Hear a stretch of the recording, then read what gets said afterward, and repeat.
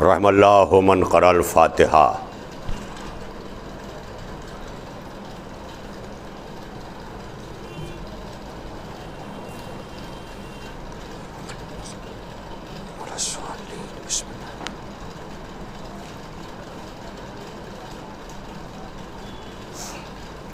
آپ حضرات سے التماس ہے کہ ایک بار سورہ حمد اور 3 بار سورہ توحید کی تلاوت فرما کر مرحوم میر حسن ابن محمد حسین مرحوم اور جمیع مومنین و مومنات کی ارواح کو ایصال فرما دیں۔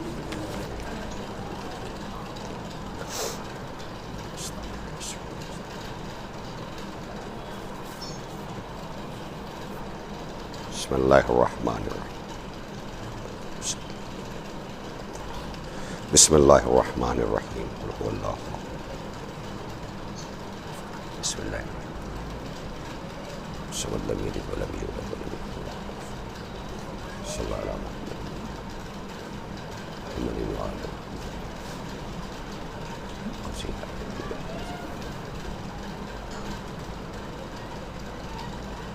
الہی تقبل منا انک انت السمیع۔ آپ تھوڑا سا آگے آئے۔ لا حول ولا قوة الا باللہ العلی العظیم۔ حسبنا اللہ ونعم الوکیل، نعم المولا ونعم النصیر۔ بسم اللہ الرحمن الرحیم۔ الحمد للہ الذی ہدانا لہذا وما کنا لنہتدی لولا ان ہدانا اللہ۔ لقد جاءت رسل ربنا بالحق۔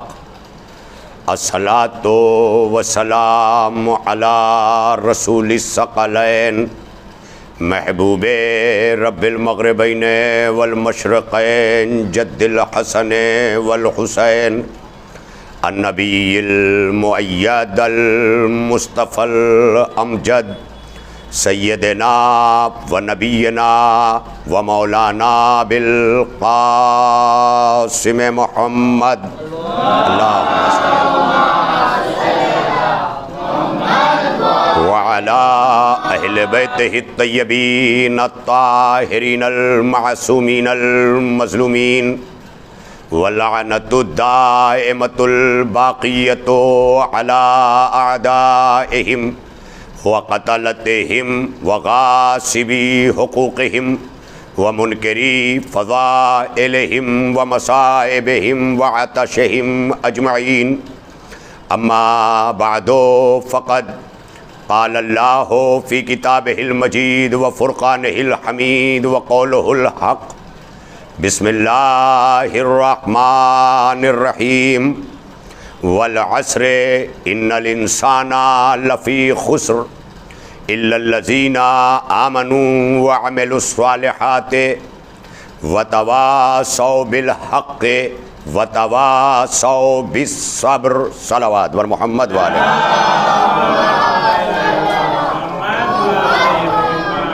عزاداران مظلوم کربلا، ماتم داران سید الشہداء، محرم الحرام سن 1442 ہجری کے عشرہ مبارکہ ثانیہ میں جو درسگاہ نور محمدی گوتم نگر کے اس ایوان میں آج اپنے چوتھے مرحلے فکر میں داخل ہے، اور آج چوتھی مجلس ہے کہ جہاں ہمارا عنوان بیان عقیدہ اور عمل ہے۔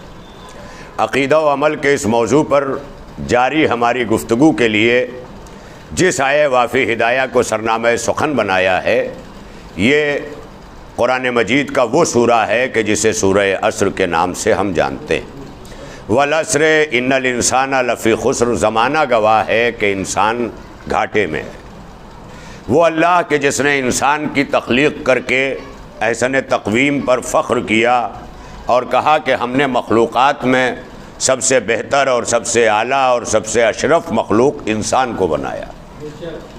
کہیں پہ قسم کھائی والتین والزیتون، تور کی تین کی قسم تین انجیر کو کہتے ہیں، یہ بھی ایک پورا سورہ ہے، سورۃ تین۔ والتین یعنی اللہ کہہ رہا ہے تین کی قسم، والزیتون زیتون کی قسم۔ اب یہ ساری چیزیں ہیں جو میں نے کبھی تفصیل سے میں نے امام بارگاہ جعفریہ میں ہمارے قائم بھائی تشریف فرما ہے کہ وہاں جو مسلسل گزشتہ ایک دہائی سے میں عزائے فاطمیہ خطاب کر رہا ہوں، ایک سال میں نے اسی آئے وافی ہدایہ کو اور انہی صورت مبارکہ کی ابتدائی آیات کو سرنامہ سخن بنایا تھا، اور اس میں نے تفصیلاً یہ عرض کیا تھا کہ تین جو ہے یہ انجیر کو کہتے ہیں، زیتون ایک پھل ہے، لیکن اللہ جب قرآن میں ان چیزوں کو استعمال کرتا ہے تو اس کے پیچھے کوئی نہ کوئی راز ہوتا ہے۔ جیسے ہم ہیں کسی زمانے کے کوئی گزرے ہوئے واقعے کے ایک علامت کو لے لیتے ہیں اور اسے بیان کر دیتے ہیں اور انسان وہاں تک پہنچ جاتا ہے۔ اسی طرح اللہ نے جو تین کہا ہے، دراصل اس سے حضرت آدم کے زمانے سے مراد ہے کہ جب حضرت آدم علیہ السلام کو اللہ نے خلق کیا اور خلق کر کے جب دنیا میں بھیجا تو دنیا میں جب آئے تو اپنے آپ کو عریاں پایا، بغیر لباس کے پایا۔ جیسے بچے دنیا میں ماں باپ کے آتے ہیں تو انسان جو ہے وہ لباس لے کے بڑھتا ہے، کہیں ننیال کا، کہیں ددیال کا، الگ الگ رسمیں بھی ہیں، کہیں کلاہو پیرہن کہا جاتا ہے، کہیں بگاڑ کے کلہی پیرہن کہا جاتا ہے۔ یہ ساری چیزیں آپ کے سامنے ہیں۔ تو یہ جو ہے پہلا لباس ہوتا ہے۔ تو اللہ نے جو تین کی قسم کھائی ہے، یہ دراصل حضرت آدم کے پہلے لباس کی قسم کھائی ہے۔ حضرت آدم اور حوا جب دنیا میں آئے تو آنے کے بعد جب ایک دوسرے پہ نگاہ پڑی تو بغیر لباس کے پاس، تھوڑا سا آپ آگے آ جائیں تاکہ بعد میں وہ جو آئیں ان کو یہاں نہ آنا پڑے، ایک صلوات پڑھ لیں مل جل کر محمد، مولا سلامت رکھے۔ آپ حضرات کے تعاون سے اور اعلیٰ ترین سماعتوں کے ذریعے جو مطالب یہاں پہنچ رہے ہیں بحمداللہ، یہ ہم سب کے لیے ایک تبرک ہے اور تبرک روحانی ہے۔ یعنی جب تبرک بہت زیادہ ہوتا ہے، لوگ کم ہوتے ہیں تو لوگ خوش بھی ہوتے ہیں کہ اب ایک ایک نہیں چار چار سموسے ملیں گے۔ تو اسی طرح جب روح کو غذا زیادہ ملنے لگے تو اس پر بھی ایک خوش ہونے کا مقام ہے، اور اس خوشی کے لیے ایک بلند ترین صلوات پڑھ لیں محمد۔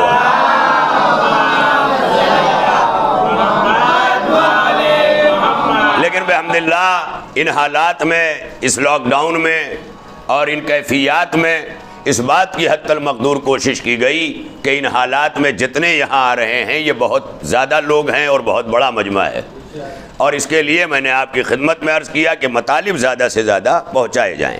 لہذا وہ تین کی قسم، یعنی اس سے حضرت آدم علیہ السلام و حوا علیہ السلام نے تین یعنی انجیر کے پتوں کو توڑا اور توڑ کر اسے اپنا پہلا لباس بنایا۔ لہذا جب پہلا لباس اور پہلا ڈریس اور پہلا کپڑا اور پہلا وستر شریر پر جو دھارن کیا حضرت آدم و حوا نے، جو پہنا پہلا لباس، اللہ نے اسی کو تین کی قسم کھا کے یاد دلایا کہ تین کی قسم۔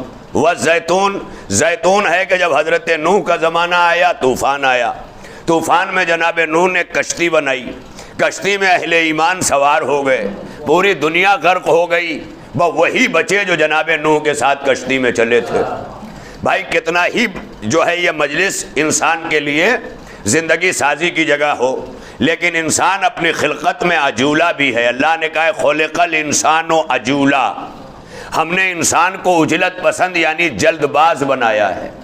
جب جلد باز انسان بہت زیادہ دیر کہیں بیٹھ جاتا ہے تو اکتانے لگتا ہے، اوبنے لگتا ہے۔ لہذا جناب نوح کے ساتھ جو پانی پہ جو طوفان آیا تھا، پوری دنیا میں پانی تھا، اور اسی زمانے میں کعبہ تک پورا جو ہے وہ ڈوب، لیکن چونکہ کعبہ ڈوبا نہیں، ایک حالہ تھا، جیسے کنواں بن جائے، بھنور بن جائے، اس طرح سے کعبے کے گرد اس طوفان کا پانی طواف کرتا رہا مگر کعبہ نہیں ڈوبا۔ اور وہیں سے تاریخ نے کہا کہ کعبے کا ایک لقب پڑا بیت العتیق۔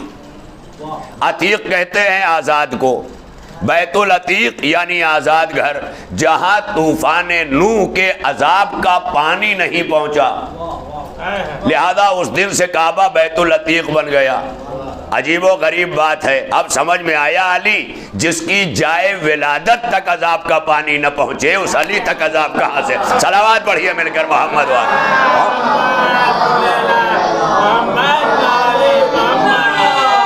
مولا سلامت رکھے۔ یا علی۔ تو اس لیے اس طرح کی گفتگو ہے تاکہ ہمارے بچے جو یہاں چھوٹے چھوٹے آغوشوں میں آ کے تربیت حاصل کر رہے ہیں ان کو یہ چھوٹی چھوٹی باتیں ذہنوں میں محفوظ بھی ہوتی جائیں، علم بنتا جائے، اور جو بڑے ہیں برابر زندگی اپنی مجلسوں میں اور فرش عزا پر اور تعلیمات آل محمد میں گزاری ہے، ان کے لیے معرفت کا زینہ بنتا جائے، کیونکہ جیسے جیسے معرفت بڑھتی جائے گی ویسے ویسے تقرب الہی ملتا جائے گا، کیونکہ جہالت کو دور کرنے کے لیے علم حاصل کرنا واجب ہے، اور علم اس لیے حاصل کرنا ہے کہ اس سے معرفت بڑھے۔ اب جتنا معرفت بڑھتی جاتی ہے ویسے ہی انسان کے درجات بڑھتے جاتے ہیں، ہوتے ہوتے جب معرفت بڑھتی ہے تو وہ ولی بن جاتا ہے، کوئی نظام الدین اولیاء کہلاتا ہے، کوئی خواجہ معین الدین چشتی کہلاتا ہے، کوئی لال شہباز قلندر کہلاتا ہے۔ یہ سارے کیا ہیں؟ یہ اپنے علم کی بنیاد پر ولی بنے ہیں، انہیں اللہ نے ولی نہیں بنایا ہے۔ ایک ہوتا ہے کہ اتنا زیادہ ریاضت کرنا کہ اس منزل تک پہنچ جانا، جیسے حضرت عباس معصوم نہیں پیدا ہوئے لیکن اپنے آپ کو اتنا محفوظ کیا کہ سرحد عصمت میں داخل ہو گئے۔ معصوم نہیں ہے، معصوم تو 14 ہی ہے نا بھائی، رسول خدا، شہزادی کونین اور 12 امام، یہی تو آپ اپنے بچوں کو گنتی میں بھی پڑھاتے ہیں، معصوم 14 ہیں، معصوم 14 ہیں، معصوم 14 ہیں۔ یہ تو جب سے اخباریت کی لہر چلی، ملنگیت کی لہر چلی، جاہلوں کے ہاتھ میں اقتدار آیا، ہم ان کو نہیں مانتے، ہم ان کو بھی معصوم مانتے ہیں، تو معصوم بنانے کی لسٹ اللہ نے انسانوں کے حوالے نہیں کی، اللہ نے اپنے پاس رکھی، کہا میں نے 14 ہی بنائے ہیں، لیکن 14 بنا کے میں نے چانس ختم نہیں کیا۔ کوئی اپنے آپ کو پیدائش سے لے کر اتنا بچا لے جائے کہ وہ گناہ کرنے کا چانس رکھتے ہوئے بھی گناہ نہ کرے تو وہ عصمت کے سرحد پہ پہنچ جائے گا۔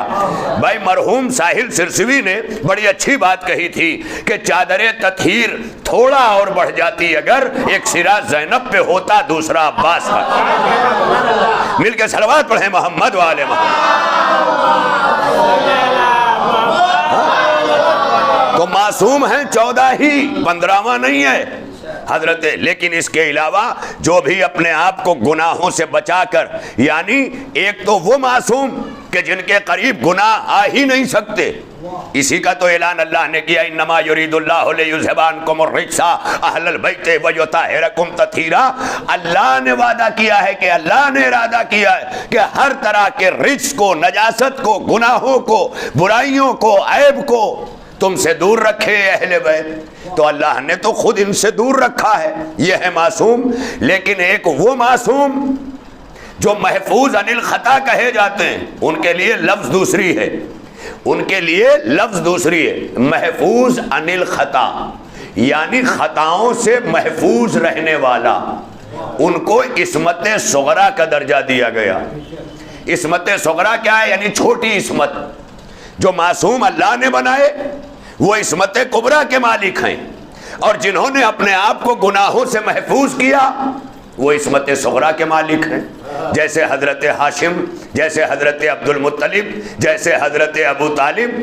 مسلمانوں کو تو حضرت ابو طالب کے پاؤں دھو دھو کے پینا چاہیے تھے کہ گناہوں کا چانس ہوتے ہوئے بھی رسالت کی حفاظت کے لیے اپنے آپ کو گناہوں سے اتنا محفوظ رکھا کہ سرحد عصمت کے قریب کھڑے ہو کر محفوظ عن الخطا ہو گئے۔ یعنی جنہیں مسلمانوں کو عصمت صغریٰ پہ ماننا چاہیے تھا، ان کے لیے کہہ رہے کلمہ پڑھا ہی نہیں، تم کلمہ لے کے آئے ہو۔ جس کا پوتا کربلا میں کلمہ بچا رہا ہے، جس کا بیٹا جانے کلمہ، جو گود میں پال دے وہ محمد الرسول اللہ، جسے پیدا کر دے وہ علی ولی اللہ، اور تم اس کے کلمے کی بات۔ بہرحال وہ میرا موضوع نہیں ہے، آپ برابر سنتے ہیں، لیکن چونکہ درمیان میں یہ باتیں آتی ہیں، اکثر بیشتر جب ہم سماج میں بیٹھتے ہیں، دوسرے مسلک کے لوگوں کے ساتھ بیٹھتے ہیں، تو اس طرح کی باتیں ابھر آتی ہیں تاکہ آپ حضرات اس کا مستق کہیں نہ کہیں جواب دے سکیں، اس لیے درمیان میں یہ بات آ گئی، لہذا میں کہیں اور جا رہا ہوں، ابھی میرا سفر آگے ہے۔ تو اللہ نے گناہوں کا چانس ہوتے ہوئے جو اپنے آپ کو گناہوں سے بچا لے جائے اسے اللہ نے عصمت صغریٰ، محفوظ عن الخطا، یعنی خطاؤں سے محفوظ، گارنٹی لگا دی، مہر لگا دی۔ اسی میں حضرت عباس ہیں، چاہتے تو دریا میں اتر کے پانی پی لیتے، مگر پانی نہیں پیا۔ عباس کی وفا نے اسے بھی خطا سمجھا کہ بچے پیاسے رہ جائیں اور عباس پانی پی لے۔ ہائے ہائے، یعنی جب انسان اپنے آپ کو گناہوں سے محفوظ کرتا ہے تو خطا دور ہو کے وفا آتی ہے۔ میں کیا کروں، اتنا بڑا جملہ دیا ہے میں نے۔ خطا دور ہوتی ہے تو وفا آتی ہے، اور جہاں خطائیں آتی ہیں وہاں سے وفا دور ہو جاتی ہے۔ یہی وجہ ہے کہ جو خطا کو چھوڑ کے آیا وہ حور بن کے صاحب وفا ہو گیا۔ ہائے ہائے ہائے، بھائی دیکھ لیں، راتوں رات کی منزل ہے، ادھر خطاؤں کو چھوڑا، ادھر وفا جاگی، اور وفا جاگی تو وفا نے حسین کے قدموں میں کھینچ کے گرا دیا۔ وہی حضرت عباس حور کا استقبال کر رہے ہیں، یعنی چند لمحوں کے اندر وفا کا تاج پہننے والے حور کا استقبال وفاؤں کے پروردگار عباس کر رہے ہیں۔ آپ دیکھ لیں منزل یہاں ہے۔ لہذا ارباب کرم، انسان کو اللہ نے جب بنایا تو بنا کر اس کی تخلیق پر فخر کیا، اور فخر کر کے کہا کہ دیکھو جب عذاب آیا، میں نے یہی بات کی تھی نا، پانی آیا، والتین، تین کی قسم، والزیتون، زیتون کی قسم، تو تین تو سمجھ میں آ گیا۔ یہ تین گنتی نہیں ہے، ہو سکتا ہے کوئی بیوقوف بھی بنا دے کہ تم لوگ ہر دم تین تین کیے رہتے ہو، دیکھو اللہ نے تین کی قسم کھائی ہے۔ تو اللہ نے جو تین کی قسم کھائی ہے وہ گنتی کے تین نہیں ہیں، وہ تین ہے انجیر۔ عربی میں انجیر کو کہتے ہیں تین، وہ تین۔ اور حضرت آدم و حوا نے چونکہ اس کو پہلا لباس بنایا تھا تو اللہ نے اس کی قسم کھا لی۔ اب سمجھ میں آیا، آدم اور حوا اگر انجیر کے پتوں کو توڑ کر پہن لیں تو اللہ کی نگاہ میں وہ لباس لائق قسم ہو جاتا ہے، تو وہ چادر کتنی عظیم ہوگی جسے بنت پیغمبر اپنے سر پہ ڈال لیں۔ اللہ اکبر، نہیں آپ نے نہیں توجہ کی، وہ چادر کتنی عظیم ہوگی۔ اسی لیے چادر زہرا کی عظمت یہ ہے کہ آیت تطہیر پڑھ کے اس چادر کو سلام کرتی ہے۔ کیوں کرتی ہے؟ آیت نے اتر کے بتایا کہ آدم کا لباس وہ ہے جس کی اللہ قسم کھائے، اور فاطمہ کی چادر وہ ہے جس کی معصوم قسم کھائے۔ یہ ہے منزل۔ سلامت رہیں آپ، سلامت رہیں۔ تھوڑا تھوڑا حضرات ادھر آ جائیں، تھوڑا تھوڑا ادھر بڑھیں۔ ماشاءاللہ جو آ رہے ہیں ان کو جگہ بھی ہوتی جائے، آپ خود ہی پہلے سے ماشاءاللہ۔ مولا سلامت رکھے، مولا زندہ۔ ارباب کرم، بہت بڑی منزل ہے۔ آپ صرف خدا کی قسم اپنا انتظام بناتے ہوئے بیٹھے۔ میں چاہتا ہوں آپ کا ایک منٹ بھی یہاں پر کہیں ضائع کی منزل میں نہ جائے، بلکہ ایک ایک پل جو ہے وہ علوم ملتے جائیں، اور ایک ایک پل جو ہے وہ گفتگو مسلسل رہے۔ لہذا کہا تین کی قسم، اب اس سے مراد ہے زمانہ آدم کی قسم، یعنی پورا پیریڈ حضرت آدم کا جو گزرا، جو ان کا زمانہ گزرا، اللہ قسم کھا رہا ہے۔ والتین، زمانہ آدم کی قسم، والزیتون۔ تو جب کشتی میں جو لوگ سوار تھے وہ لوگ جب اوب گئے بیٹھے بیٹھے، حالانکہ محفوظ تھے، باقی سب ڈوب گئے اور یہ اوب گئے۔ بہت بڑی منزل ہے، سب ڈوب گئے اور یہ اوب گئے، اور جب اوبے تو جوائیاں لے لے کے، جیسے مجلس میں جب لوگ جوائیاں لیتے ہیں تو مولانا بھی سمجھ جاتے ہیں کہ اب مجلس ختم کرنا چاہیے، کرنے لگتے ہیں کچھ لوگ۔ وہ ایک اشارہ بھی ہوتا ہے کہ گھڑی نہ دکھاؤ، یوں کر دو، کیونکہ گھڑی دکھانا بدتمیزی ہوگی، لہذا یہ کر لو۔ اب ظاہر ہے حالانکہ وہ مولانا ہی نہیں جسے گھڑی دکھانا پڑے، مولانا تو وہ ہے کہ لوگوں کے گھڑی دیکھنے سے پہلے یہ سمجھ جائے کہ اب ختم ہونے کی گھڑی آ گئی ہے۔ صلوات پڑھیے مل کر محمد والے۔ لہذا ارباب کرم بڑی توجہ رہے جس منزل تک، پھر آج چونکہ میں نے کہا ہے نا کہ میرا موضوع عقیدہ و عمل ہے، عقیدہ و عمل تک رسائی کے لیے ان چیزوں کا سمجھنا نہایت ضروری چیز ہے، ورنہ نہ عقیدہ سمجھ میں آئے گا نہ عمل سمجھ میں آئے گا۔ کیونکہ میں نے پہلے دن سے جو بات کہی ہے وہ یہ کہی ہے کہ اللہ نے انسان کو روح بھی دی ہے اور جسم بھی دیا ہے، آتما بھی ہے، شریر بھی ہے، باڈی بھی ہے، اسپرٹ بھی ہے۔ اسپرٹ سے کہا ایکسپٹ، بلیو، یعنی عقیدے کو قبول کرو۔ باڈی سے کہا کہ عمل کرو، پریکٹیکلی جو تھیوری تم نے اپنے سینے میں رکھی ہے اس کو پریکٹیکل کر کے دکھاؤ۔ یعنی اگر اللہ کو دل میں رکھا ہے تو اللہ کی نماز پڑھ کے دکھاؤ، اللہ کا سجدہ کر کے دکھاؤ، اللہ کے لیے روزہ کر کے دکھاؤ۔ اگر ہے اللہ تو ظاہر کرو، جیسے حسین دل میں ہے تو آنکھوں سے آنسو بن کے ظاہر ہوتا ہے نا بھائی، حسین دل میں ہے تبھی تو آنکھوں سے ظاہر ہو رہا ہے۔ اسی طرح اگر اللہ دل میں ہے تو نمازوں سے ظاہر ہوگا، اللہ دل میں ہے تو روزوں سے ظاہر ہوگا، اللہ دل میں ہے تو حج سے ظاہر ہوگا، حسین دل میں ہے تو آنسو بن کے ظاہر ہوگا، حسین دل میں ہے تو تابوت بن کے ظاہر ہوگا، حسین دل میں ہے تو سبیل بن کے ظاہر ہوگا، حسین دل میں ہے تو علم بن کے ظاہر ہوگا، حسین دل میں ہے تو فرش ادا اور مجلس بن کے ظاہر ہوگا۔ یہ ساری چیزیں عمل ہی تو ہیں، مجلس عمل، تابوت عمل، علم عمل، یہ سب علم کا اٹھانا عمل، یہ سب عمل ہی تو ہے۔ اس کا مطلب یہ جو ہم عمل کر رہے ہیں، مجلس کا عمل، ماتم کا عمل، رونے کا عمل، گریے کا عمل، تابوت اٹھانے کا عمل، آگ پہ چلنے کا عمل، سبیلیں پلانے کا عمل، یہ سارے اعمال جو ہیں اس کی کہیں نہ کہیں جڑ ہے، اور وہ جڑ سینے میں حسین بن کے ہے، اور جو حسین بن کے سینے میں ہے وہ عقیدہ ہے۔ تو عقیدہ یہ ہے، عمل یہ ہے۔ یعنی عقل کہتی ہے، اگر کوئی آپ سے کہے میرے سینے میں بھی حسین ہے، تو آپ اس سے کیا کہتے؟ اگر ہے تو آ کے ظاہر کرو، ورنہ دعویٰ تو سب کرتے۔ یہی تو کہتے ہیں نا، اگر تمہارے سینے میں حسین ہے، جیسے کہ بہت سارے مسلمان بھی کہتے ہیں آپ ہی نہیں مانتے ہم بھی مانتے۔ ارے ماننا ہے، اگر مانا ہے نا تو مانا ہے تو دل میں رکھا ہے، دل میں ہے تو ظاہر کرو، ظاہر کرو۔ اگر حسین دل میں ہے تو جب شہادت آئے گی تو آنسو نکل کے بتائیں گے کہ دل میں حسین ہے، لیکن اگر عاشور کو ہنسنے لگے تو پتہ چلا یزید ہے، حسین نہیں ہے۔ صلوات پڑھیے مل کر محمد والے۔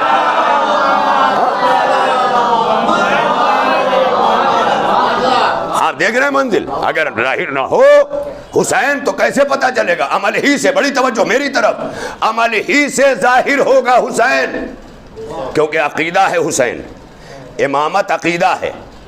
امامت بھی عقیدہ، میں نے پہلے دن پڑھا ہے نا، اول توحید عقیدہ، دوسرے عدل عقیدہ، تیسرے نبوت عقیدہ، چوتھے امامت عقیدہ، پانچویں قیامت عقیدہ۔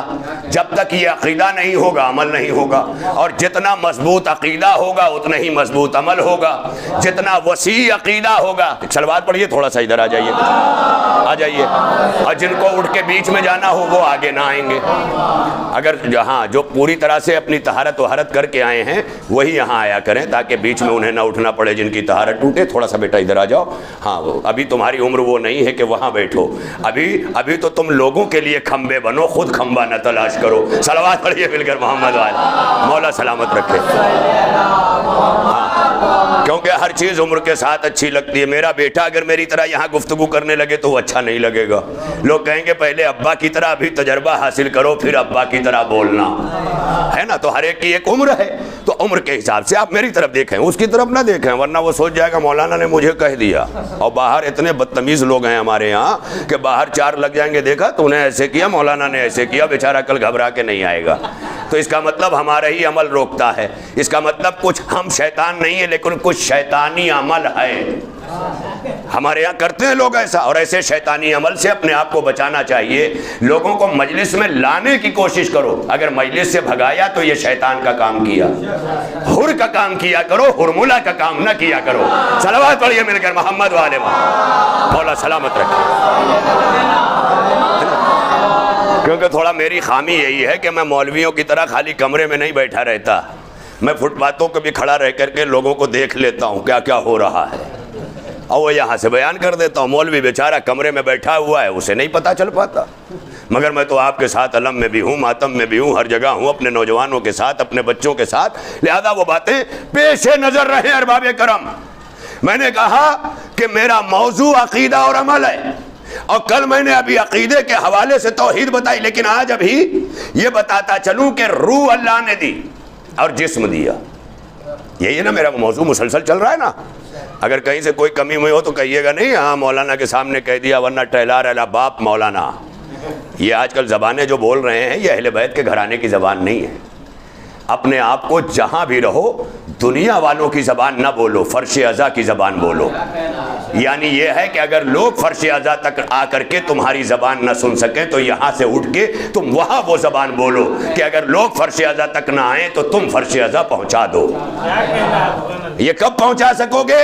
کہ جب زبانیں صحیح ہوں گی، جب کریکٹر صحیح ہوگا، ورنہ انہی کے ساتھ کھڑے ہو کر کے انہی کی لینگویج آئے گا باپ مولانا، یہ لینگویج یہ اہل بیت کے چاہنے والوں کی لینگویج نہیں ہے، یہ ابو جہل کی لینگویج ہے جو مصطفیٰ کے آگے تالیاں بجا کے چھیڑتے تھے، اور وہاں علی تھے جو ان بچوں سے مصطفیٰ کو بچا کے لاتے تھے۔ تو اب کیا بننا ہے یہ ہمیں خود سوچنے کا مقام ہے۔ تو تو مجلسیں جو ہیں کربلا یا مجلس یہ سب ٹھہری ہوئی چیز نہیں ہے، یہ چلنے والی چیز ہے۔ مجلس جب تک ٹھہری ہے مجلس ہے، جب چلنے لگے تو جلوس بن جاتی ہے۔ ہاں، جلوس وہ نہیں ہے کہ جو آپ اپنے گھر سے نکل کے لے چلیں، نہیں، جلوس وہ ہے جو امام باڑے سے نکلے تاکہ دنیا دیکھ لے کہ اب تک جو بیٹھے تھے وہ چلنے لگے، اور جب چلیں تب لوگوں کو پتا چلے کہ جن کا چلنا ایسا ہے ان کا بیٹھنا کیسا ہوگا۔ اب بات آئی نا، اب پیغمبر اکرم نے اپنی ایک حدیث ارشاد فرمائی ہے اپنے دونوں نواسوں حسنین علیہ السلام کے لیے، جنہیں مسلمان حسنین کریمین کہتا ہے، اس حسنین کے لیے، امام حسن اور امام حسین کے لیے رسول اللہ نے اپنی حدیث میں ارشاد فرمایا کہ ہازان امامان قاما او قعدا، یہ میرے دونوں بچے امام ہیں، یہ چاہے بیٹھ جائیں چاہے کھڑے ہو جائیں۔ اب اس میں کتنا بڑا فلسفہ ہے، اگر فرش ازا پر نہیں آؤ گے تو یہ باتیں کب سمجھ میں آئیں گی۔ نبی نے اپنی ایک حدیث میں پورا ایک حدیث میں کیا کیا نہیں سمجھا دیا۔ میرے دونوں بچے امام ہیں، یعنی پہلے مہر لگائی کہ امام ہیں، اگر رسول کہہ دیں امام ہیں تو ہیں، اگر رسول کے کہنے پہ بھی شک ہے تو پھر اب امامت ہی پہ شک نہیں ہے، کیونکہ جس رسول نے کہا یہ امام ہے اسی رسول نے کہا کہ وہ خدا ہے۔ یہ میں کیا کہہ رہا ہوں، اس کا مطلب امامت پہ شک، خالی امامت پہ شک نہیں ہے، توحید پہ شک ہے۔ اسی رسول نے اپنی زبان صادق سے یہ کہا کہ وہ اللہ ہے، وحدہ لا شریک ہے، اسی نے کہا وہ عادل ہے، اسی نے کہا کہ ہم انبیاء 1,24,000 ہیں۔ کبھی گنا کیا؟ دیونار کے بکرے جیسے گنے جاتے ہیں ٹرک سے اتار کے، گنتی ہوتی ہے نا، تو اس طرح کیا آپ نے کبھی انبیاء کو گنا؟ معاذ اللہ نہیں گنا نا۔ ایک نبی نے کہہ دیا اتنے ہیں تو ایمان لے آئے مسلمان، اور آج تک کوئی نبی پہ نہیں لڑ رہا ہے، بڑی داڑھی ہو چھوٹی داڑھی ہو، کوئی لڑ رہا ہے کہ نہیں یہ بول رہا ہے کہ 1,24,000 ہے، وہ کہہ رہا نہیں 1,23,000 ہے، کہیں نہیں کوئی اختلاف نہیں ہے۔ یعنی اتنی بڑی گنتی نبی نے امت کو بتائی کہ نبی 1,24,000 ہیں، لیکن مسلمان کے 73 فرقے کبھی نبی پہ نہیں لڑے کہ نہیں نبی کم ہیں یا زیادہ ہیں، اس پہ نہیں لڑے۔ کتنا بھولا مسلمان ہے، یا کتنی ساز گانٹھ لیے پڑا ہے، یا کہاں جانا چاہتا ہے۔ نبی 1,24,000 کی نام تک نہیں بتایا ہے، خالی گنتی بتا دی تو ایمان لانے کو تیار ہے، اور 12 کی گنتی ہی نہیں، نام بھی بتایا، ولدیت بھی بتائی، جائے ولادت بھی بتائی، جائے شہادت بھی بتائی، اور مسلمان ایمان لانے کو تیار نہیں ہے۔ یہ سوچنے کا مقام ہے، عالم انسان کو فکر کرنا ہوگی۔ لہذا ارباب کرم بڑی تیزی سے وقت گزر جاتا ہے، اور میرے مطالب جو ہیں وہ سمندر کی طرح جولانیاں لیتے ہوئے تموج کی طرح جہاں بڑھتے ہیں وہیں پر طوفان کو ٹھہرانا پڑتا ہے، اور ظاہر ہے کہ اس میں میرا ہی اثر نہیں ہے، آپ کی اعلیٰ ترین سماعتیں کہ جتنے آ رہے ہیں ماشاءاللہ روز آ رہے ہیں، جو اس بات کا ثبوت ہے کہ لوگوں نے یہ طے کیا ہے کہ اس بار اگر کام دھام نہیں ہے، ادھر ادھر بیٹھ کر کے ہم اپنے ذہن کو خالی گھر شیطان کا، خالی ذہن شیطان کا، تو اسے شیطان کا کیوں بنائیں، شیطان کو بھگائیں، رحمان کا بنائیں۔ لہذا بچے ہمارے آ رہے ہیں، مولا ان کا آنا قبول کرے اور انہیں جو ہے وہ سیکھنے پہ آمادہ کرے، بٹ ایک وقت چھوڑ دیجئے۔ ماشاءاللہ یہ طریقہ نہیں ہے، اور کاندھے اودھے پہ ہاتھ کسی کا کسی کے ہے تو یہ سوچ لیں کہ وہ فرشتے بیٹھتے ہیں یہاں، اور ماشاءاللہ اور کاندھے پر ایسے بھی ہاتھ نہیں رکھنا چاہیے۔ اللہ نے کہا کرامن کاتبین، یہاں 2 فرشتے ہیں، اور فرشتے بہرحال آپ سے بڑے ہیں، اور بڑوں کا احترام کرنا چاہیے۔ یہ ساری چیزیں، ارے نہیں دوست ہیں تو دوست اس لیے نہیں کہ کاندھے پہ ہاتھ رکھے، دوست اس لیے ہے کہ گرنے لگے تو اٹھایا جائے، رونے لگے تو بہلایا جائے، مصیبتوں میں آ جائے تو کام آیا جائے۔ دوستی کا مطلب یہ ہے، دوستی کا مطلب بے تکلف ہونا نہیں ہے، دوستی کر کے مطلب یہ نہیں ہے کہ اب ایک دوسرے کو گالیاں دی جائیں، اور گالیاں بک رہے ہیں، ارے بھائی کیوں بک رہے ہو؟ کہا دوست ہیں آپس میں، تو اس کا نام دوستی نہیں ہے۔ تم جس کا نام دوستی لائے ہو یہ ابو جہل کے گھرانے کی ہے، اور ابو طالب کے گھرانے کی دوستی وہ ہے کہ جہاں حبیب ابن مظاہر اور حسین ابن علی دوست بن جاتے ہیں۔ اور جرار اکبر آبادی کو کہنا پڑتا ہے کہ اپنے اصحاب سے شبیر نے عاشور کی شب، اپنے اصحاب سے شب عاشور جب آئی ہے تو امام حسین نے جب چراغ بجھایا ہے تو کیا کہا ہے؟ چلے جاؤ تو اسی بات کو جرار اکبر آبادی نے لکھا ہے کہ اپنے اصحاب سے شبیر نے عاشور کی شب چھوڑ کر مجھ کو چلے جاؤ یہ فرمایا ہے، اے حبیب ابن مظاہر یہ تمہارا ہے شرف، تم کو خط بھیج کے شبیر نے بلوایا۔ اب دوستی کا مطلب سمجھ رہے ہیں؟ دوستی یہ نہیں ہے جسے آپ دوستی سمجھ رہے ہیں، دوستی وہ ہے جسے حسین کربلا سے سمجھا رہے ہیں۔ میرے بچوں کبھی برا مان کر کے یہاں نہ آیا کرو، فلاں نے یہ کہہ دیا، ارے فلاں نے جس نے کہا ہے اس سے ناراض ہوا کرو، امام باڑے سے نہ ہوا کرو، ہاں انجمن سے نہ ہوا کرو۔ کوئی ایک فرد اگر ذمہ دار بنا ہے، حالانکہ میں نے ابھی چند دنوں پہلے پڑھا تھا کہ جو لوگ مصیبتوں میں کام آنے والے لوگ نہیں ہوتے نا، جو لوگ مصیبت میں کام نہیں آتے، روز دم بھرتے ہیں، برا نہ، ہاں کبھی اکیلا نہ سمجھنا، میں ہوں اکیلا نہ سمجھنا، ہمیشہ کہیں گے، لیکن جب مصیبتوں کا دن آئے گا نا تو پہلے ہی سے ناراض ہو جائیں گے۔ جیسے رشتہ داروں میں ہوتا ہے، دیکھتے ہیں کہ فلاں کی بیٹی کی شادی ہے، کچھ نہ کچھ دینا لینا پڑے گا تو پہلے ہی سے ناراض ہو گئے، ہے نا۔ تو کچھ لوگوں کی کوالٹی ایسی ہے کہ وہ اپنے آپ کو ناراض بتاتے ہیں، اور جب کام گزر گیا تب صلح کرنے کی کوشش کرتے ہیں۔ صلوات پڑھیے مل کر محمد والے۔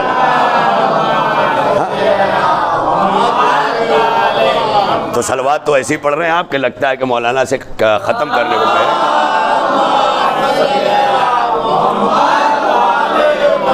لہذا باب کرم بڑی توجہ رہے، جو آپ تک گفتگو ہے بیچ بیچ میں یہ مطالب بھی بہت ضروری ہیں جو ہمیں روزانہ، ایک ہوتا ہے نا کہ آپ کہیں سے لکڑی لائے، آپ کہیں سے جو ہے وہ پلائی ووڈ لائے، جو بھی لائے، پلائی ووڈ نہیں پلائی لائے، تو اب اس کا ایک کاریگر بھی ہوتا ہے، وہ ہاتھ مارتا، کہتا تھوڑا رندے کی ضرورت ہے۔ تو یہ رندہ کیوں مارا جاتا ہے؟ تاکہ اس کا کھردرا پن دور ہو جائے اور لکڑی اتنی اسموتھ ہو جائے کہ ہر کوئی ہاتھ لگائے تو خوش ہو جائے۔ تو یہی میں بھی چاہتا ہوں کہ جب ہمارے بچے اکٹھا ہوں تو ان پہ کچھ رندے ضرور چلا دیے جائیں، تاکہ اگر وقت کی گرد و غبار جم چکی ہے تو وہ ٹھیک ہو جائے، اور جو بھی ہاتھ مارے کہ نہیں ہاں یہ صحیح ہیں۔ تو یہ ہونا بہت ضروری ہے، یہ چلانا ہے بے شک، اور اس کے لیے آپ کو آمادہ بھی ہونا چاہیے۔ اب جو بیچارہ ابو جہل کی اولاد ہے وہ کہے گا دیکھو دیکھو لکڑی کو کتنی تکلیف ہو رہی ہے، یہ رندہ مارے جا رہا ہے، لکڑی چلا رہی ہے۔ تو لکڑی نہیں چلائے گی، لکڑی کا کام ہے کٹنا اور کٹ کے تمہارے کام آنا۔ تو جیسے آج ہمارے ملک میں کچھ لوگ کہتے ہیں یہ جو ہے جانور کھاتے ہیں اور جانور کاٹتے ہیں، تو وہ تو کہتے ہیں پیڑ میں بھی جان ہے، لیکن انہی کے گھر میں لکڑی بھی کاٹی جاتی ہے، تو کاٹا تو کہیں نہ کہیں سے کچھ بھی جا رہا ہے۔ اب یہ تعصب کی بنیاد ہے کہ اس پر وہ کاٹ رہا ہے، وہ کاٹ رہا ہے، ورنہ لکڑی میں بھی جان ہوتی ہے۔ یہ کہا گیا اللہ نے جو مخلوقات بنائی ہیں وہ جمادات ہے، یعنی زمین، پتھر، پہاڑ، یہ سب جمادات ہے۔ اس کے بعد نباتات آتی ہے، نباتات میں پیڑ پودے، کھیت کھلیان، یہ ساری چیزیں نباتات ہیں۔ نباتات کے اوپر ایک چیز ہے جس کا نام ہے حیوانات، اس میں پرندے ہیں، درندے ہیں، پاؤں پہ چلنے والے ہیں، اڑنے والے ہیں، ہر طرح کے جانور جو ہیں ان کو حیوانات کہا جاتا ہے۔ اس کے بعد چوتھی منزل پر حضرت انسان رضی اللہ تعالیٰ عنہ، یہ چوتھی منزل پر انسان آتے ہیں۔ اب ان کے لیے رضی اللہ کہا جائے تو سمجھ میں بھی آتا ہے، کیونکہ اکثر یہ اللہ سے دور ہو جاتے ہیں۔ بھائی اصحاب کے لیے رضی اللہ کیا کہنا، اگر سچے صحابی ہیں تو پیغمبر کہہ رہے ہیں اللہ ان سے راضی ہو جائے، ہمیں کہنے کی کیا ضرورت ہے؟ ہمیں تو ہمارے آپ کے لیے کہنا رضی اللہ، لہذا آپ رضی اللہ ہو جائیں، حضرت انسان رضی اللہ۔ لہذا یہ چوتھی منزل پر انسان آیا، ان سب میں اللہ نے انہیں مخلوق بنایا ہے۔ جو مخلوق ہیں وہ جیو ہیں، جیو رکھتے ہیں، جان رکھتے ہیں، ہمیں بھلے نہ دکھائی دے، پتھر ہے اس کا کشتہ بنتا ہے نا، تو ساری چیزیں ہیں۔ بہرحال وہ وقت نہیں میرے پاس، اپنے موضوع کی طرف بڑی تیزی سے میں پلٹ آؤں اور یہ بات مکمل کر دوں کہ اللہ نے حضرت آدم کے زمانے کی بھی قسم کھائی 3 کہہ کے۔ حضرت نوح کے زمانے میں جب اوبے ہوئے لوگ کہنے لگے اللہ کے نبی اب پانی پہ رہ کے ہمارا جی بھر گیا ہے، اب ہمیں زمین پہ لے چلیے، تو اب جناب نوح تو اختیار نہیں رکھتے، وہ تو اللہ کے کہنے پہ کشتی بنائی تھی، خود نہیں بنائی تھی، بلکہ اللہ کا حکم آیا تھا۔ قرآن مجید میں آیت موجود ہے وَاسْنَعِ الْفُلْكَ بِأَعْيُنِنَا وَوَحِينَا، اے میرے نوح میں ایک کشتی بناؤ، مگر جو کشتی بناؤ نا وہ میری آنکھوں کے سامنے بناؤ اور میری وحی سے بناؤ۔ اللہ اللہ، نوح جیسا نبی اگر لکڑی کی ایک کشتی بناتا ہے تو اپنی مرضی سے نہیں بناتا، اللہ کی آنکھوں کے سامنے اور اللہ کی وحی سے بناتا ہے۔ اما جب نوح کشتی اپنی مرضی سے نہیں بنا سکتے تو پیغمبر اہل بیت اپنی مرضی سے بنا دیں گے؟ ہائے ہائے ہائے ہائے، بہت بڑی منزل ہے۔ لہذا بتا دیا کہ دیکھو ہمارے یہاں کا معیار الگ ہے، ہمارے یہاں نوح کشتی، وہ کشتی بنائی جناب نوح نے اور کشتی چلی پانی پہ، پوری دنیا پانی پانی، آل یونیورس پورا واٹر سے بھرا ہوا، جل تھل ہے پورا سنسار، اس میں کشتی چلی اور کشتی پر وہ لوگ آئے جو نوح پر ایمان رکھتے ہیں، اس میں جانور بھی، بلکہ حضرت نوح کو آدم ثانی کہا جاتا ہے، سیکنڈ آدم، آدم ثانی یعنی دوسرے آدم۔ کیوں؟ کیونکہ جیسے آدم سے آبادی چلی تھی نا، وہ نوح تک آتے آتے سب غرق ہو گئی، بس وہی بچے جو کشتی میں تھے، لہذا جو کشتی میں تھے وہی بچے، باقی سب ڈوب گئے، سب ڈوب گئے۔ جانور جن کے جوڑوں کو لے کے جناب نوح نے بٹھایا تھا وہی جانور آج ہیں، اس کا مطلب پورا کا پورا چڑیا گھر بھی تھا نوح کی کشتی میں۔ ہائے ہائے، میں کیا کہہ رہا ہوں، یعنی جانور تک آ گئے نوح کی کشتی میں۔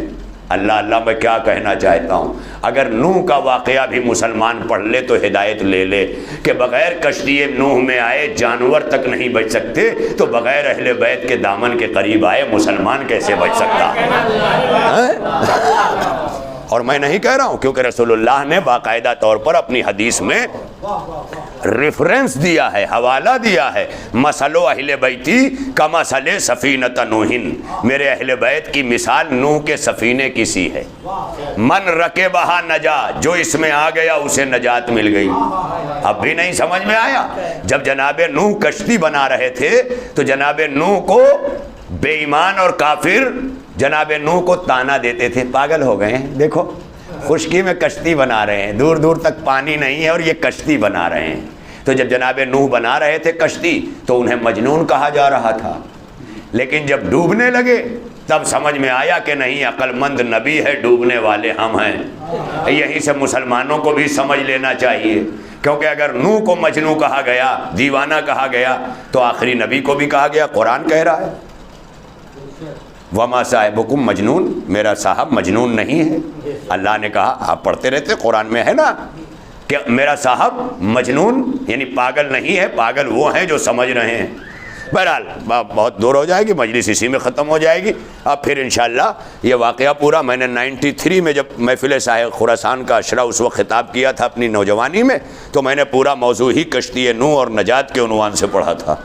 ظاہر ہے اب وہ وقت نہیں ہے میرے پاس، لہذا اب جب وہ اوبے ہوئے لوگ اس میں اکتا گئے تو کہتے ہیں اللہ کے نبی اب ہمیں زمین کی طرف لے چلیے۔ تو اب نوح تو پابند ہیں اللہ کے، کہاں ہے زمین؟ کوئی نام و نشان نہیں۔ اتنے میں جناب نوح نے اوپر کی طرف دیکھا، کچھ پرندے منڈلاتے ہوئے کشتی میں آئے، تو ان کے منقاروں میں یعنی ان کے چونچ میں، ان کے پنجوں میں زیتون کا پھل دکھائی دیا۔ تو اب جناب نوح مسکرا کے کشتی والوں سے کہتے ہیں مبارک ہو، زمین سے ہم قریب ہیں۔ تو اللہ نے اس زیتون کا حوالہ اس لیے دیا تاکہ دنیا کی سمجھ میں آ جائے کہ یہ نوح کے زمانے کی قسم ہے۔ والتین، تین کی قسم، والزیتون، زیتون کی قسم، وطور سینین، اور طور کے پہاڑ کی قسم۔ طور پہ اللہ سے باتیں کرنے کون جاتا تھا؟ جناب موسیٰ۔ طور پر بجلی چمکی تھی نا، سب بھسم ہو گئے تھے جو کہہ رہے تھے اللہ دکھاؤ، یہی تو تھا، اللہ دکھاؤ۔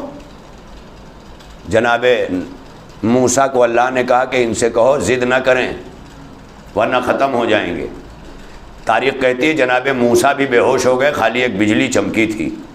مجھے اتنا بتا دو کہ اللہ کسی ایک جگہ سمٹ نہیں سکتا تو اللہ ایک بجلی بن کے چمک بھی نہیں سکتا، تو اس کا مطلب اللہ نہیں چمکا۔ اگر مصطفیٰ کہہ رہے ہیں کہ اول ما خلق اللہ نوری، تو طور پر اللہ کا نور نہیں تھا، وہ مصطفیٰ کا نور تھا۔ اور اگر مصطفیٰ کہیں انا ولی من نور واحد، میں اور علی ایک ہی نور سے ہیں، تو وہ خالی مصطفیٰ کا نور نہیں تھا، مرتضیٰ کا نور تھا۔ دوسرے لفظوں میں یوں کہوں کہ خالی پنجتن کا نور چمک جائے تو موسیٰ بے ہوش ہو جائیں۔ مسلمانوں کی حقیقت کیا ہے؟ صلوات پڑھیے مل کر محمد والے۔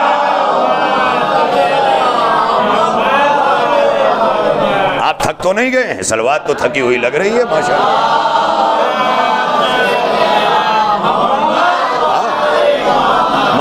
مولا اجر دے اور آپ کا آنا قبول کرے، اور اسی طرح سے میرے نوجوان، میرے بچے جو ہیں تہ بتہ جو ہے وہ اپنی فائلز کے میں جو یہ بھی دماغ میں بھی جو خلیے ہیں نا، یہ بھی فائل ہے، جیسے کمپیوٹر میں فائل میں آپ سیو کرتے ہیں، ویسے ہی مولا فرماتے ہیں دماغ میں اللہ نے خلیے بنائے ہیں، وہ خلیے بھی ویسے ہی کھلتے ہیں جیسے کمپیوٹر کی فائل کھلتی ہے، اور یہاں مضمون لیا اور لے کر کے وہ فائل سیو ہو گئی۔ اسی طرح مولا کہتے ہیں کہ تم پڑھنے لکھنے سے گھبرایا نہ کرو، بلکہ تمہارے خلیوں میں وہ چیزیں سیو ہو جاتی ہیں۔ آج اگر نہیں سمجھ میں آئی تو تمہارے یہ دماغ کا جو خلیہ ہے، فائل ہے، اس میں سیو ہو جائے گی۔ کل جب بڑے ہو کر گفتگو کرو گے تو یہی فائل کھل کھل کے سپورٹ کرے گی، تب سمجھ میں آئے گا کہ یہ جو بول رہا ہے یہ جاہل نہیں بول رہا ہے۔ تو لوگ حیران ہو کے کہیں گے کبھی مدرسے بھی نہیں گیا، کہا سمجھ میں نہیں آیا، یہ فائل مدرسے میں نہیں تیار ہوئی، مجلس حسین میں تیار ہوئی۔ ہاں، لہذا یہاں آتے رہو تاکہ علم کی وادیوں کی سیر کرو۔ وَالتِّینِ وَالزَّیتُونِ وَالطُّورِ سِینِینَ، کوہ طور کی قسم، یعنی جناب موسیٰ کے زمانے کی قسم۔ پہلا زمانہ آدم کا، دوسرا پیریڈ نوح کا، تیسرا حضرت موسیٰ کا۔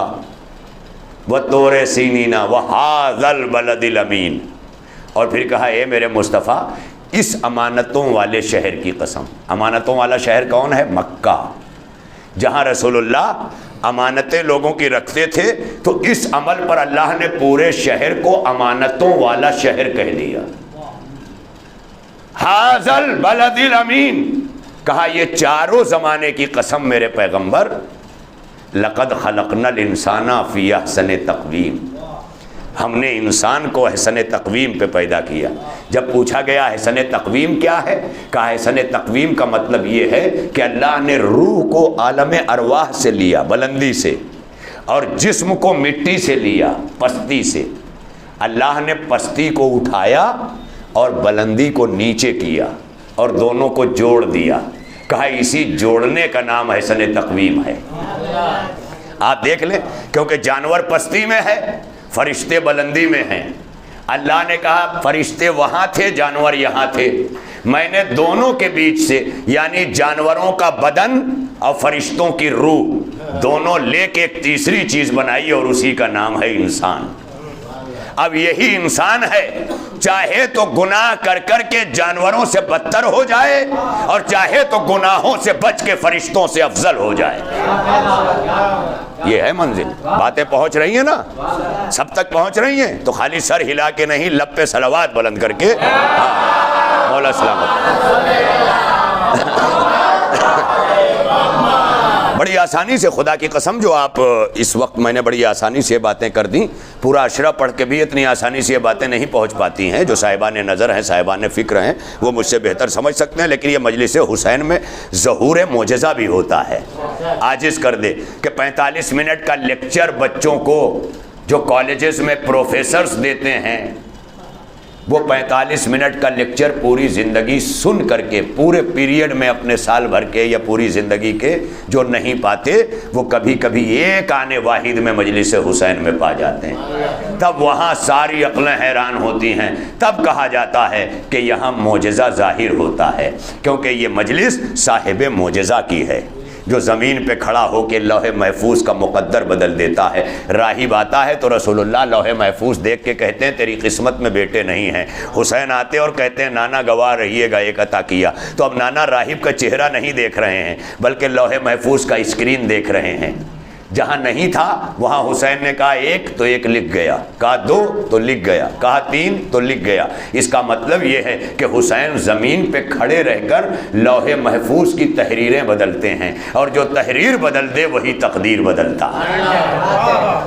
یہ ہے منزل۔ لہذا اللہ نے ان زمانوں کی قسم کھا کے کہا کہ ہم نے انسان کو احسن تقویم پہ پیدا کیا۔ تو احسن تقویم میں کیا ہے؟ روح ہے اور جسم ہے، دونوں کو لیا اور دونوں کو ملا دیا اور انسان بنا دیا۔ اب جب بنا دیا تو اب اللہ ہی کا کام ہے کہ وہ جب 2 چیزوں کو ملا کے بنا رہا ہے تو دونوں چیزوں کو خوراک دے، روح کو بھی خوراک دے، جسم کو بھی خوراک دے۔ جسم کو جو خوراک دی اس کا نام عمل رکھا، اور روح کو جو خوراک دی اس کا نام عقیدہ رکھا۔ بڑی توجہ رہے، بس آج زحمت تمام، انشاءاللہ کل گفتگو آگے بڑھ جائے گی۔ آج یہیں تک. لہذا میں نے اس میں کل آپ کی خدمت میں عرض کیا تھا کہ روح کا کام جو عقیدہ قبول کرنا ہے تو روح تو قبول کرتی ہے لیکن رکھتی کہاں ہے؟ عقیدہ رکھتی کہاں ہے؟ دل میں. قبول کرتی ہے روح لیکن رکھتی کہاں ہے؟ دل میں. روح نے عقیدہ قبول کیا اور دل میں محفوظ کر دیا. عقل نے شریعت قبول کی اور عمل کروا کے محفوظ کر دی. دیکھیں نہیں، اللہ نے شریعت جو اتاری ہے وہ عقل پہ اتاری ہے اور عقیدہ جو اتارا ہے وہ دل میں اتارا ہے. عقیدہ جو اتارا وہ دل میں اتارا اور جو شریعت اتاری وہ عقل پہ اتاری. اسی لیے عقیدے میں بولنے کی گنجائش نہیں ہے، عمل میں پوچھنے کا حق ہے، کیونکہ عمل جو ہے، شریعت جو ہے وہ عقل پہ آئی. تو اب نماز 3 رکعت مغرب کی ہے، کیوں ہے؟ اب آپ یہ پوچھ سکتے ہیں کیونکہ یہ عقل کی بات ہے. امام 12 ہیں، کیوں ہیں؟ یہ پوچھنے کا حق نہیں کیونکہ یہ اللہ کی مرضی. بات سمجھ رہے ہیں؟ پہنچ رہی ہے نا بات؟ یعنی عقیدے میں بولنے کی گنجائش نہیں ہے، عمل میں بولیے. عقیدے میں نہیں بول سکتے. یہی وجہ ہے کہ مجتہد اجتہاد بھی کرتا ہے تو عمل میں کرتا ہے، عقیدے میں نہیں، ہے نا؟ جیسے اجتہاد مجتہد نے کیا تو کہا اب تم بمبئی سے جب گاؤں جانا یا کہیں اور کا سفر جہاں تمہاری نماز قصر ہو جائے تو جو 4 رکعت نماز ہے وہ 2 ہی رکعت پڑھنا.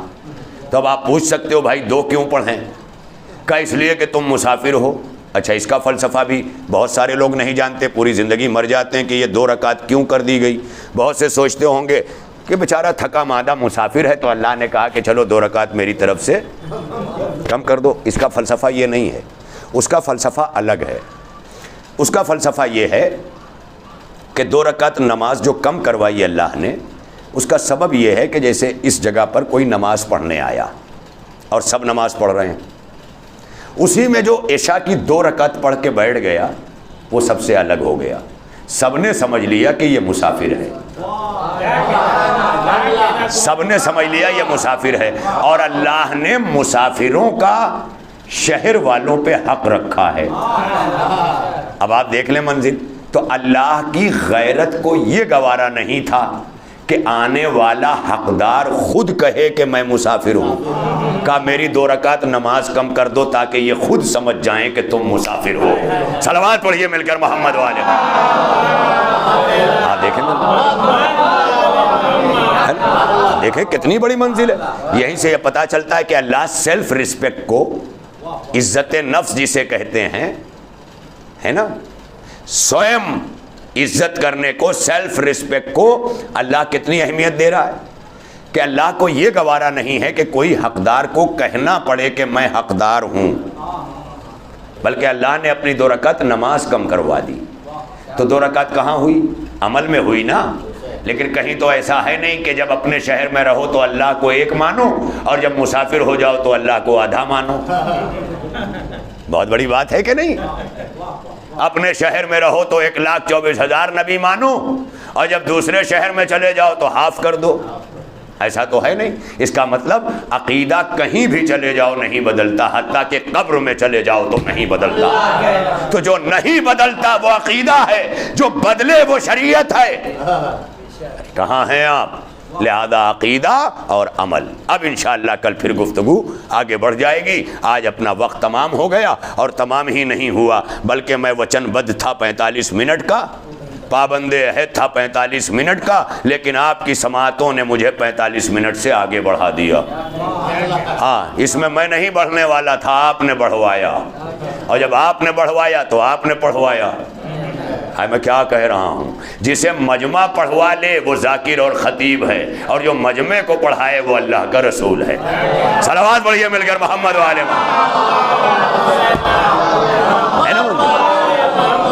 لہذا عقیدہ اور عمل میں تقیہ بھی ہے، عقیدے میں نہیں ہے، کیونکہ تقیہ ظاہر ہوتا ہے. اگر کہیں جان کا خطرہ ہے، ہاتھ کھول کے نہیں پڑھ سکتے تو ہاتھ باندھ کے پڑھو. لیکن کہیں یہ نہیں کہا گیا کہ کہیں جان کا خطرہ ہے تو اب امام 6 ہی مانو. بہت بڑی بات ہے نا. کیوں؟ کیونکہ عقیدہ تو دل میں ہے. کوئی دل میں اتر کے تو دیکھے گا نہیں، چیڑ کے، خنجر مار کے، نشتر مار کے چیک تو کرے گا نہیں کہ دیکھو اس کا عقیدہ کیا ہے. وہ تو عمل ہی دیکھے گا. لہذا عمل میں تقیہ ہے، عقیدے میں تقیہ نہیں ہے۔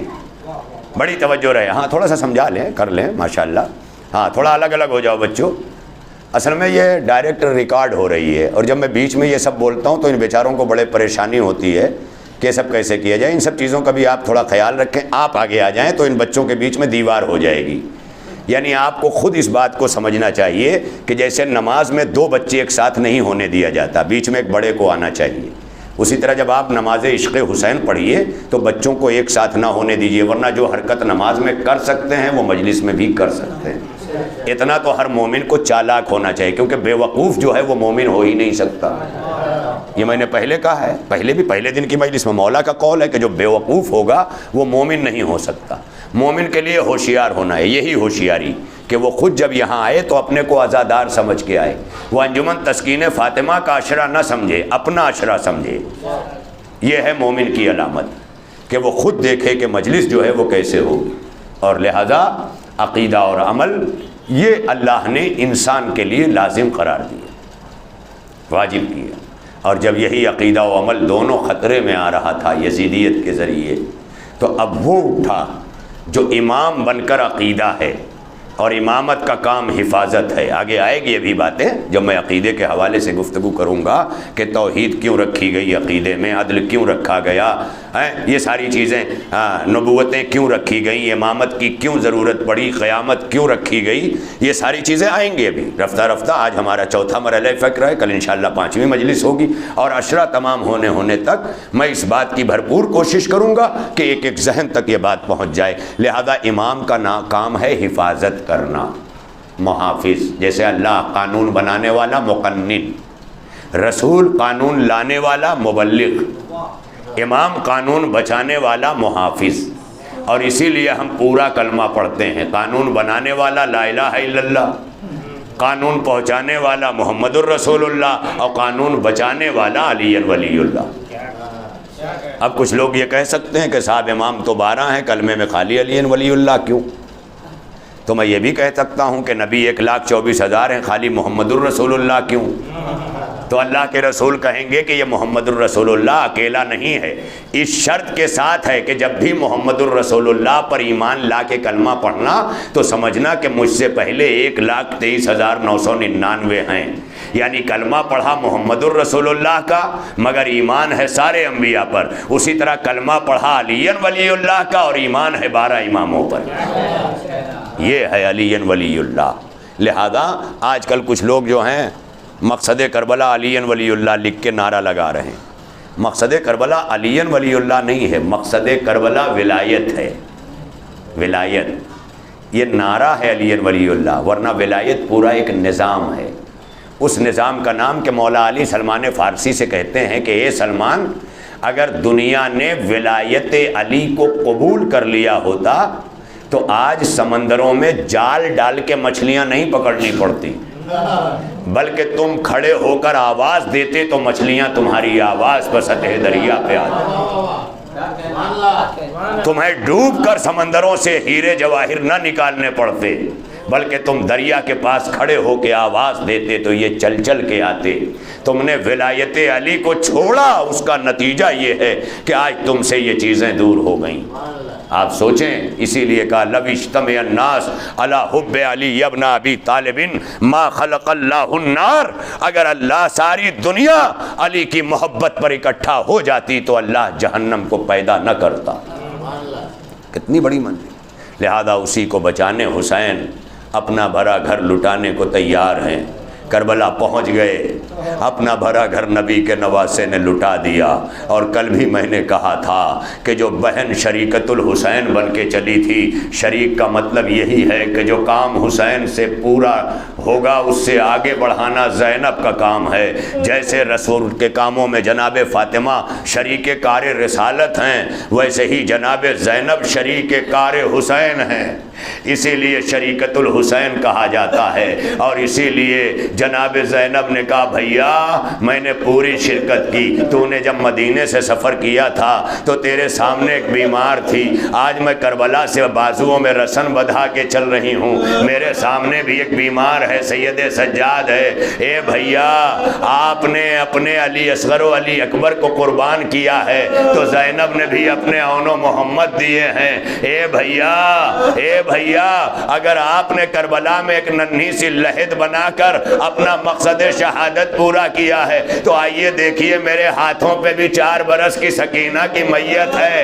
اے بھیا یہ زینب شریک کار رسالت ہے۔ یہی وجہ ہے کہ آگے آگے اشقیاء نوکے نیزہ پہ شہیدوں کا سر لے کے چل رہے ہیں اور پیچھے پیچھے زینب آواز دے رہی ہے بھیا جب تیرا کٹا ہوا سر نیزے پہ چلا ہے تب بھی زینب تیری شریک ہے، تیرا کٹا ہوا سر چلا ہے اور تیری بے ردا بہن زینب چلی ہے۔ اور جب یہی قافلہ 12 محرم کو وارد کوفہ ہوا تو کوفے میں بھی جانتے ہو جب امام حسین گھوڑے پہ ذوالجناح پہ ڈگمگا رہے تھے آخر وقت تو کوفے کے ملعونوں نے اپنی جھولیوں سے پتھر نکالا اور حسین پہ برسانا شروع کر دیا۔ اور یہی حال جب قافلہ کوفہ پہنچا ہے تو چھوٹے چھوٹے بچے اپنے ہاتھوں میں پتھر لے کر حسین کے سر کو مار رہے تھے۔ سوچو میرے بچوں کہ تمہیں کس طرح سے علم اٹھا کے حسین کا احترام کرنا ہے، کس طرح برائیوں سے بچنا ہے۔ دیکھو جب باپ برے ہوتے ہیں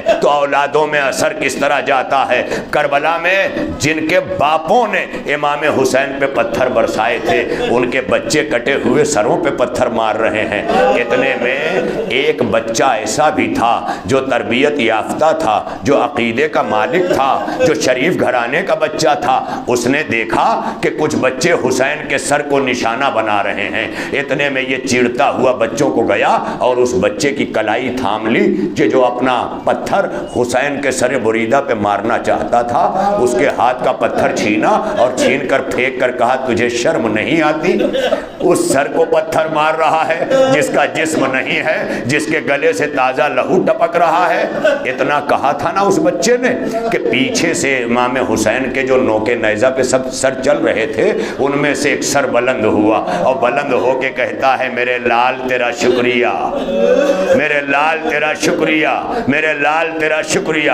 ایک مرتبہ وہ بچہ حیران ہو کے کہتا ہے اے شہادت کے بعد بولنے والے، میں نے اپنے بابا سے سنا تھا کہ جو اللہ کی راہ میں مارا جاتا ہے وہ شہید ہوتا ہے اور مرنے کے بعد وہی بولتا ہے، بتا دے کہ تو کون ہے۔ ایک مرتبہ سر سے آواز آئی اے میرے لال یوسف میں تیرا بابا حبیب ابن مظاہر ہوں، میں تیرا بابا حبیب ابن مظاہر ہوں۔ ایک مرتبہ بیٹا تڑپ گیا بابا کیا ہوا؟ کہا تیرا حسین آقا شہید ہو گیا۔ ارے جس سر کو تو نے بچایا ہے یہ تیرے آقا حسین کا سر ہے۔ اے میرے لال کربلا سے بچاتا ہوا میں آیا، کوفے میں میرے آقا کے سر کو تو نے بچایا۔ اے میرے لال تو نے باپ کی تربیت کا حق ادا الا لعنت اللہ علی القوم الظالمین وسیعلم الذین ظلموا ایا منقلب ینقلبون۔ الہنا و سیدنا و مولانا و تقبل منا بحق زہرا و ابیہا و بعلہا و بنیہا و بحق امت التسعۃ الطاہرین من ذریۃ الحسین۔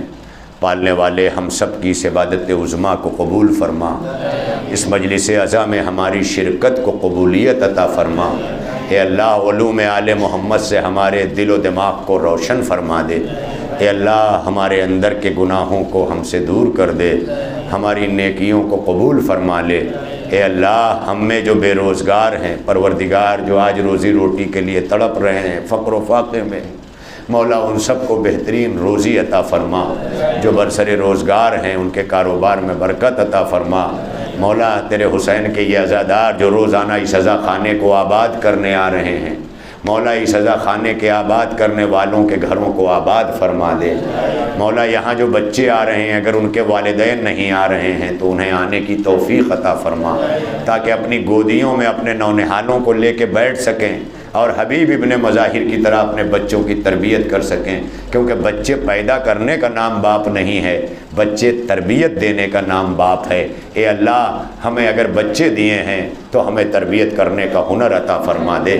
اے اللہ اے پروردگار جب تک زندگی دے صراط مستقیم پر باقی رکھ، دنیا سے اٹھا تو اہل بیت کی محبت میں اٹھا، دنیا میں زیارت حسین اور آخرت میں شفاعت حسین نصیب فرما۔ اے اللہ اسی حسین کے خون ناحق کا واسطہ انجمن تسکین فاطمہ کے ذریعے منعقد ہونے والے عشرے کو قبول فرما، اور اس میں جو بھی جس طرح دامے درمے قدم سخنے تعاون کر رہے ہیں مولا سب کے کاروبار میں خصوصی برکت عطا فرما، اور اپنی آخری حجت امام زمانہ کے ظہور میں تعجیل فرما، ہمارے کردار و اعمال کو امام کا سامنا کرنے کے قابل بنا۔ الہی تقبل منا انکا انت السمیع العلیم بحق محمد و آلہ الطاہرین۔ ماتم حسین۔